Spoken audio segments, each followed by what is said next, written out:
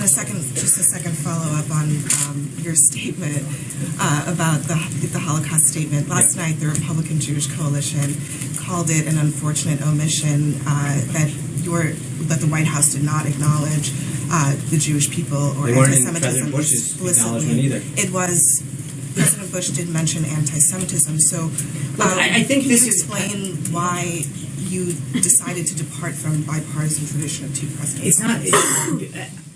The statement was written with the help of an individual who's both Jewish and the descendants of Holocaust survivors.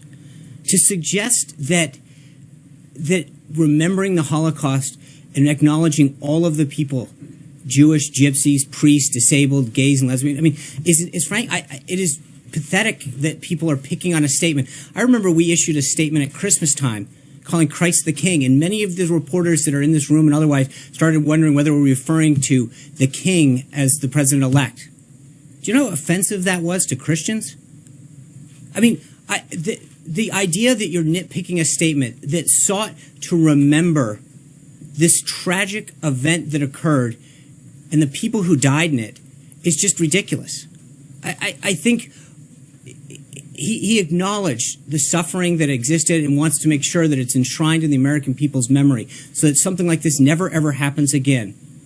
And I think to sit there and suggest that he was trying to single out anything in a people of which he has shown such tremendous respect for and such a willingness in terms of the state of Israel to go out there and show the partnership that needs to exist between us and respect. And when you contrast that, frankly, a statement, and you look at the actions of the last administration, the Iran nuclear deal, them giving Palestine an equal footing in terms of the amendment that was passed to the UN Security Council on their way out the door, to compare a statement that remembers the Holocaust with the actions of the last 8 years and the disrespect that was shown to Israel is unbelievable. Where were the questions about the UN Security Council resolution that came forward and the idea of this unprecedented step that the outgoing administration took as a massive slap in the face of Israel? Where were the questions then? Jared Kushner wrote the statement. No, I didn't. Sean?